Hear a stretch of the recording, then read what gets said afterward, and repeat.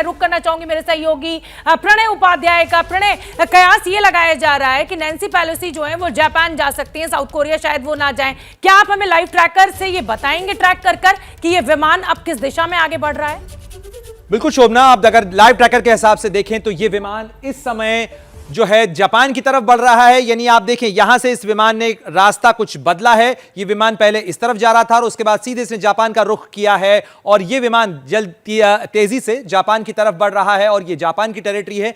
ऐसा माना जा रहा था कि पहले उन्हें दक्षिण कोरिया जाना है क्योंकि यहां दक्षिण कोरिया है और इस तरफ जापान है, लेकिन अपने जो ये दौरा है उनका, जिसके अंदर पहले वो सिंगापुर गई, उसके बाद मलेशिया गई और मलेशिया के बाद ही उन्होंने ताइवान का रुख किया था। कुछ देर के लिए वो ताइवान में रुकी, करीब एक दिन का उनका ये दौरा था। कल रात वो पहुंची थी। आज दोपहर में करीब 3:30 बजे उन्होंने भारतीय समय के अनुसार यहां से उड़ान भरी है और उड़ान भरने के बाद उन्होंने ये जो रुख किया है और साथ ही उड़ान के बाद जो पहला ट्वीट किया है नैन्सी पेलोसी में, वो भी महत्वपूर्ण हो जाता है। उन्होंने कहा कि हम ताइवान के लोगों की बात सुनने के लिए यहां आए थे और उनकी बात सुन के, उनके साहस को देखकर हमारा भी हौसला बढ़ा है और हम ताइवान के साथ हैं। ये कहना है नैन्सी पेलोसी का और आप ट्रैकर से देख सकती हैं कि किस तरीके से अब जापान वो जा रही हैं और जापान के बाद उन्हें दक्षिण कोरिया भी जाना है। लेकिन जो ब्लॉकेड जिसका जिक्र कर रहे थे और अनक्लॉज के तहत जिस पर ताइवान ने ऐतराज जताया है शोभना, वो भी महत्वपूर्ण हो जाता है और अब चीन के इस ब्लॉकेड की भी हवा निकल चुकी है। और ये निश्चित रूप से जिस तरीके से जनरल सोई कह रहे थे कि चीन बहुत आगे ले गया इस मामले को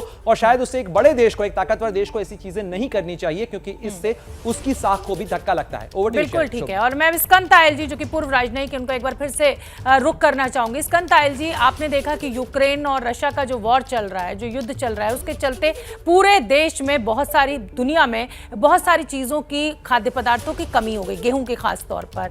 अब अगर इस तरीके का स्ट्रेस यहां दिखाई देता है और सिर्फ अमेरिका ये प्रूफ करने की कोशिश करता रहता है कि देखिए साहब मैं सुपर पावर हूं, तो पूरी दुनिया खतरे में आ सकती है। हर छोटी छोटी बात पर आप जानते हैं कि इस तरीके का मिजाज देशों का हो गया है कि वर्ल्ड वॉर की भी आशंका बनी रहती है। तो कहीं ना कहीं ये गैर जिम्मेदाराना व्यवहार चीन का तो है ही है, साथ साथ अमेरिका का भी, आप मानते हैं?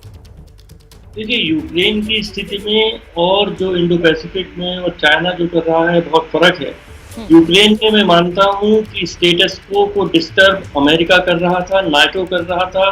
नेटो में नए नए देशों को लाकर वो रूस की सिक्योरिटी को चैलेंज कर रहा था, उसको परेशान कर रहा था। पर अगर हम इंडो पैसिफिक में देखें तो ये सब कार्रवाई चीन कर रहा है और चीन को किसी को रोकने की स्थिति केवल अमेरिका की है। मैं तो अपने चीनी लोगों से कभी बात करता हूं तो कहता हूं कि अगर पैसिफिक वॉर में, सेकेंड वर्ल्ड वॉर में अमेरिका नहीं आता तो चाइनीज तो इस समय जापानीज बोल रहे होते। आधे चीन पर जापान का कब्जा हो चुका था। तो उन्हें समझना चाहिए कि अमेरिका को और हम सबको समझना चाहिए कि इंडो पैसिफिक में बैलेंस रखने के लिए और चाइना को अपनी जगह रखने के लिए अमेरिका का यहाँ होना बहुत ही जरूरी है। मैं दरअसल तायल साहब, मैं युद्ध की स्थिति की बात कर रही थी कि इस तरीके से जो देश एक दूसरे को संदेश देने के लिए, अपना वर्चस्व कायम करने के लिए जो संदेश दे रहे हैं, उससे पूरी दुनिया को खतरा पैदा हो सकता है। ये मैं जानती हूँ कि यूक्रेन की स्थिति अलग है और चाइना के इंडो पैसिफिक में अलग स्थिति। क्या मजबूरी है मेरी, बताइए। मैं अभी आपको बताती हूँ कि मैंने ओए होए होए होए नमकीन के चटकारे लेते हुए टकटकी मार के डिबेट शो को पॉज रिपीट कर कर के देख रहे हैं जोगिंदर जी। इनकी तरह आप भी देखें अपनी फेवरेट डिबेट्स को रिपीट कर और डाउनलोड कीजिए एबीपी लाइव ऐप अपने स्मार्ट टीवी पर।